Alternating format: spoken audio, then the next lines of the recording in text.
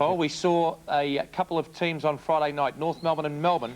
So much was promised by North Melbourne. They'd lost McKernan out of the ruck to Mr. Bissy, and Melbourne had other plans. And, Jared, it was a terrific performance. Oh, look, it was a great game, Rex, but I think this game was almost over before it started. Corey McKernan absent, Peter Mann and Anthony Rock pulled out before the game started. And I really thought that that tipped the balance of power in Melbourne's favour. And I guess one other thing came to light, the fact that Terry Wallace, Footscray's seconds coach, was believed to have said on Sky Channel on Friday, last Friday, that Melbourne are talented enough to beat any team in the competition, but are physically and mentally weak.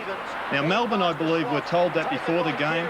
They came out, they were pumped up, they were aggressive, and they really did play a brand of football that I think make them about third or fourth on the favourite for the flag run.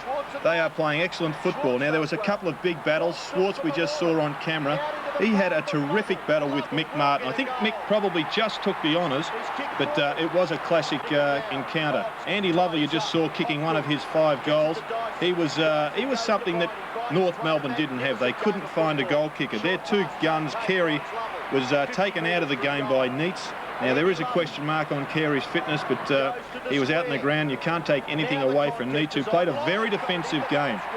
The fellow on screen, Garry Lyon, was always going to take a couple of marks on Ross Smith. Ross Smith started on Andy Lovell, but was taken up the ground by him, and certainly had a big impact, and Smith just couldn't come back with him.